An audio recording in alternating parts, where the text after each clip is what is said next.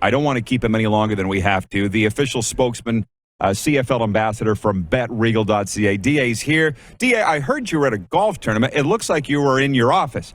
What is going on, man?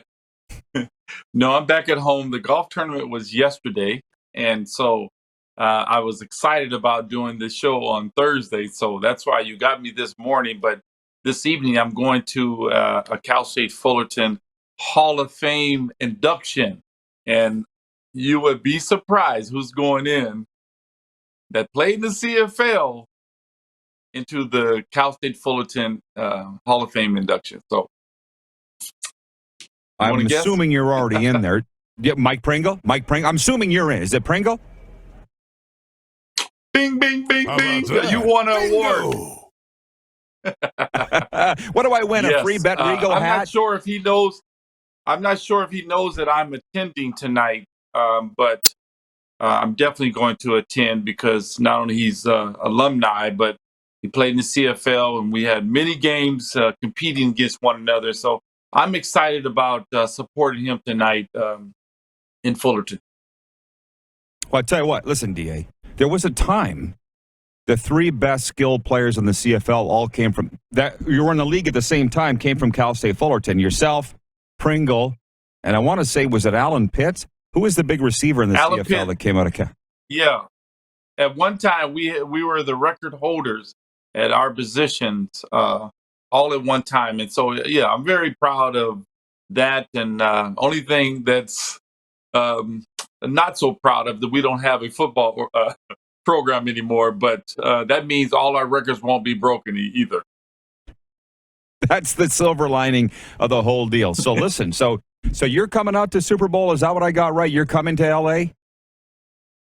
Oh, I'm in California, and so I'm trying to figure out, what events I'm going to go to.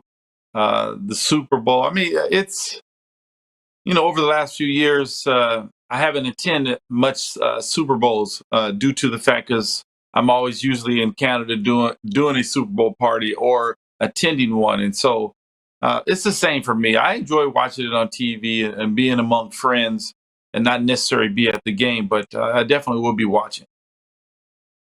Okay, excellent. We got it all sorted here now. And I realized this years ago. I don't go to the Grey Cup games either. I've been to 20 Grey Cup weeks, but I haven't been to 20 Grey Cup games. I don't need to go. I've seen enough football. I go and do my work, and I go home, and that's what I'm going to start doing. I definitely go to the Grey Cup game. I definitely go to the Grey Cup games because of there's a lot of things that I have the opportunity to do during Grey Cup week. And, now with being an ambassador of BetRegal, this year was the first time that we had some events during Grey Cup week. And so it was a great time, and I'm proud to be a part of BetRegal and an ambassador and still being involved in the CFL. And so still excited about that opportunity, knowing that in April, it's going to be wide open. Single betting and all those things will be open to Canada. Well, you and I can speak to this. We're both so pleased and proud to be involved with BetRegal. They're our daddy, exclusive betting partner of this show, the CFL, yourself, yeah. Matt Dunnigan, Bernie Nichols, the ambassadors. And I will talk a little bit about the betting portion of this, but I got to say this. 2013 Grey Cup, yourself, your brother, Don Narcisse, George Reed, and me doing that Champions Breakfast. Remember that? It was like minus 52. I thought Marcus was going to die. Has he talked about that? Has he talked about that since? Well, we always talked about that because the one thing you can't be underdressed, coming to that kind of weather. And I think the funniest thing I think we've seen from my brother is, and we were doing an event, speaking engagement, the next Monday after the Grey Cup, and so he ended up going to Toronto a lot earlier after the event because he took a car, right across the street to where he needed to be, and it was so cold out there. He didn't bring enough clothes, and so at the end of the day, I mean, he's not used to, being in a country where you have to prepare for all four seasons and dress appropriately. So he was in and out. Like I was standing there. Hours. I was standing there. They said, the event is across the street, Marcus. And he goes, my contract says I need a car to pick me up. And they're like, It's across the street. Marcus That's right. Yep.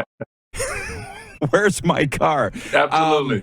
Hey, I got to ask you how it felt to be with the Raiders organization this year after what your brother had accomplished with the Raiders. It seemed like a real nice fit there. How was the experience? The experience was amazing. When you get into the back end and you see how training camp operates, and I mean, there's a lot of things that's no different than a CFL training camp. But I think what you recognize is the resources that they have. And I always question, like, I don't know how you can't be a great football player with all the resources they have to their disposal, and to go out there and perform. But the coaching aspect, behind the scenes, being in the staff meetings when they're talking about players, uh, being in the offensive meeting when we discussing offensive strategy and what went on during the practice. It was amazing. I really felt I was in my element. It really brought the spirit of football back to me in a sense, and it was something that, I mean, my hope was, that I get an opportunity to stay for the whole year. But I think a lot of times too is, the Raiders never kept any intern. I believe over the 20 years they've had the situation, the Bill Walsh program, and then at the same time, the last 3 or 4 days they were trying to keep me. But I think what Gruden had told me was that they would have to release some people in their organization to be able to keep me. And with that said, I don't think they were prepared to do all that. But I did feel I was in my element. I had a great time. Uh, Being around Carr and Marcus Mariota and Nate Peterman. They were a joy to work with.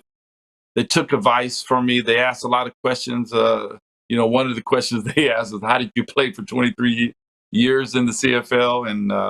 and things like that. But I got along with all the coaches, and I had the ability to speak football, my thoughts, and offensive schemes. I didn't have a problem picking up what they were doing. Well, as you know, everything happens for a reason, and in the end, everybody's gone. Probably wasn't a place that you wanted to be. So you're here representing BetRegal. Folks, right now, if you use the promo code RP56 at BetRegal.ca, sign up right now. You'll get 56 welcome dollars to bet on Super Bowl 56 this weekend. DA, I was just going to BetRegal right now to get the line. Last I looked, it was Rams by 4. How are you feeling about the line and the matchup on Sunday? Well, you have to believe the Rams are favored. They're playing at home, and so they're going to have the home crowd, I believe.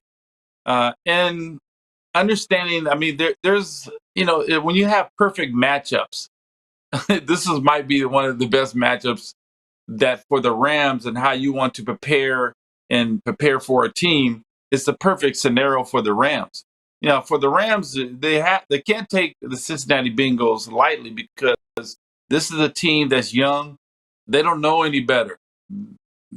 And they're going to play hard for 4 quarters. And they're going to believe they can win if they keep the game close.